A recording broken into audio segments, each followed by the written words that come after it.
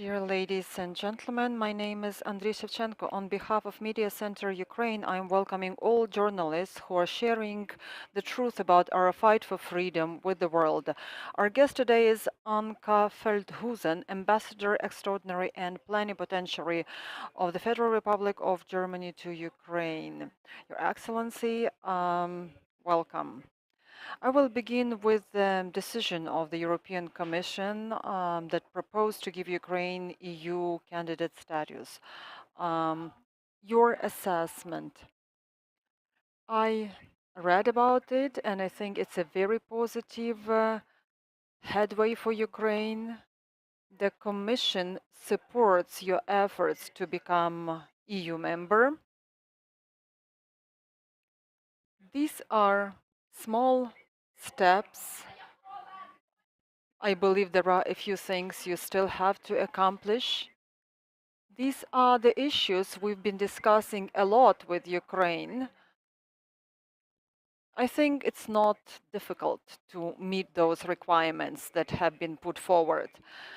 How important was the visit of Scholz, Mr. Scholz, the Chancellor of Germany? How important was it in the light of this decision?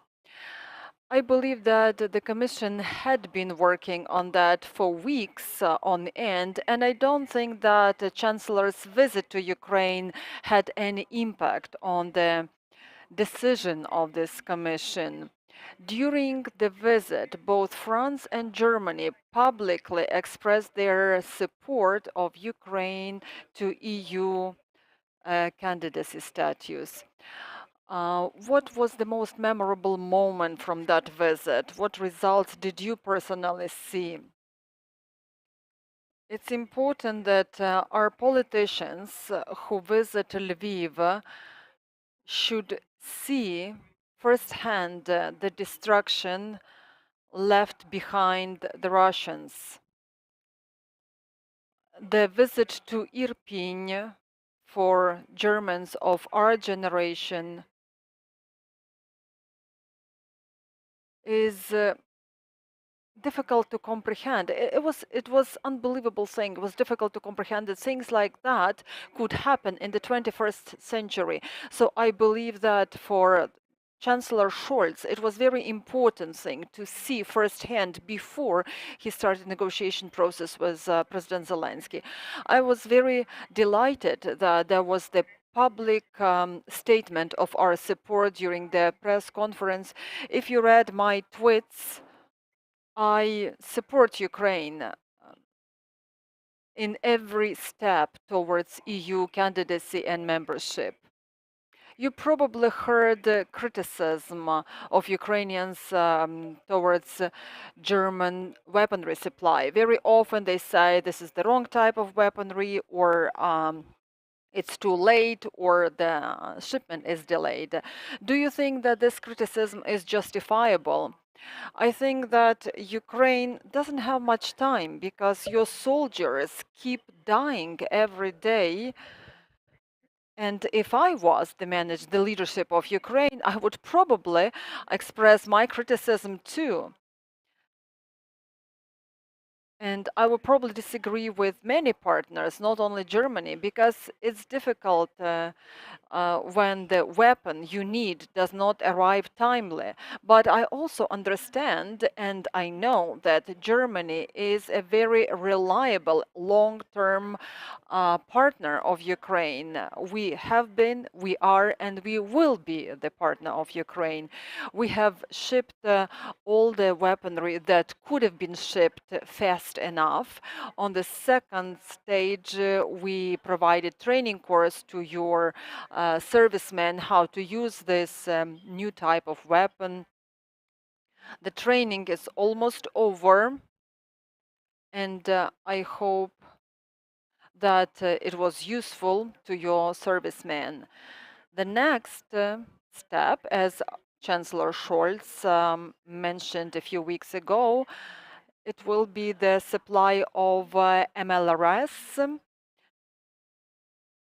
and later this year it will be AA system, very powerful one.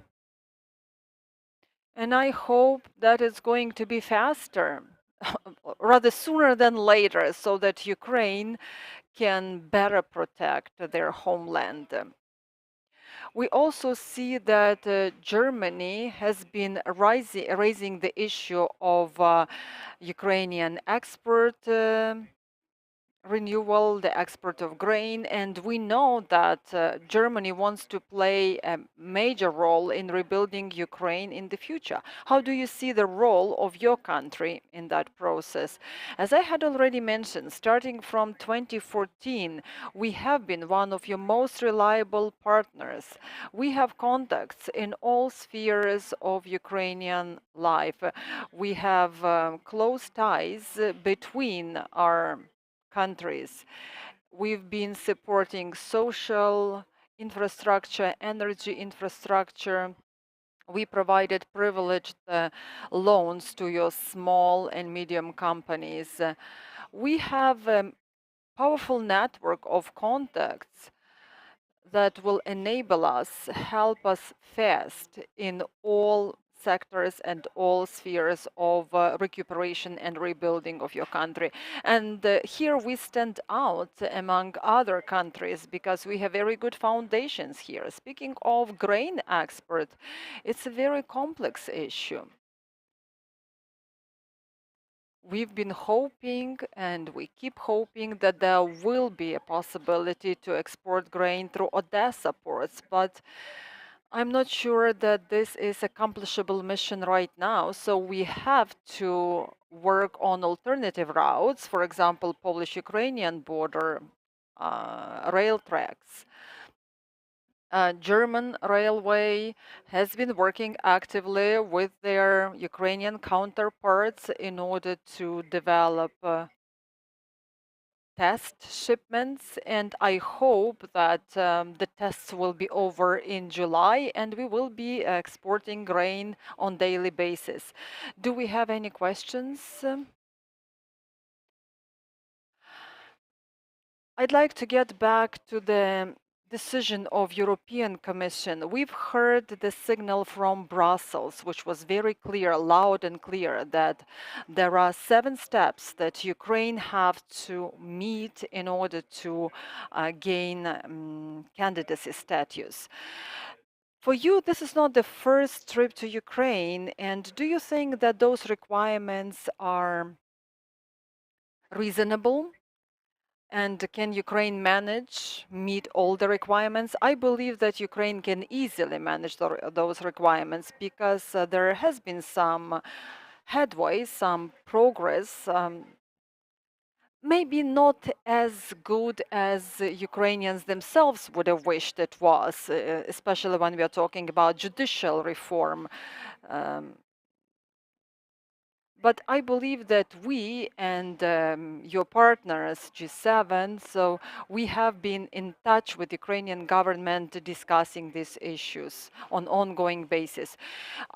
Which of the requirements are you going to keep an eye on the most, you as an ambassador?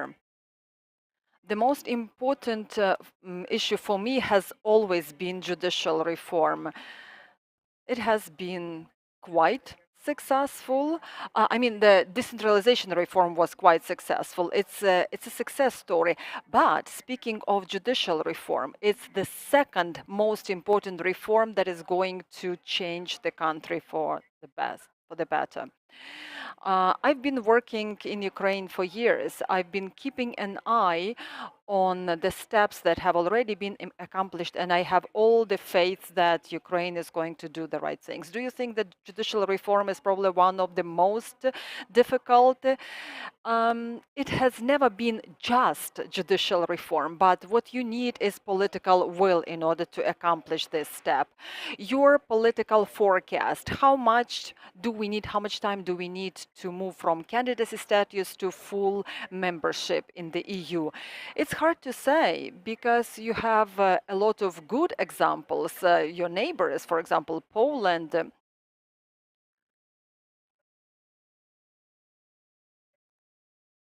I've been working in Ukraine on and off for 28 years. This is my third mandate here in Ukraine. And what I like about Ukraine is the capability of Ukrainians. You are very capable, you are very creative, and if you need to implement something fast, you will do that. And I have every hope that both judicial reform and other reforms, but judicial will be probably the most important steps, both for EU membership. I think that if Ukraine accomplishes it, you can do a lot as a country. Another question for you as an expert in Ukrainian issues. We understand that a few years ago, the news about candidacy status of Ukraine probably would have been mission impossible or something beyond realistic. So when was this moment that Europe changed the attitude towards Ukraine and your country in particular? I believe that was Ukraine, that was the war that changed everything for Ukraine, both for your country, for EU, and for Germany in particular, for all of us.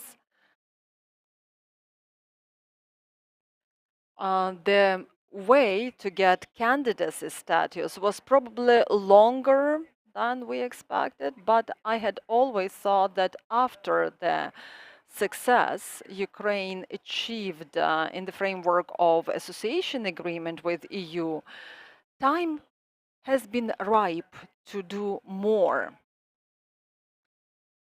I think that it was time to offer Ukraine more prospects on its way to EU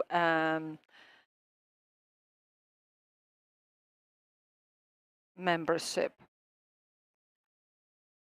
Maybe it's not so much of an impact that we should make on Ukraine, but maybe show Ukraine what benefits you will get once you accomplish all reforms.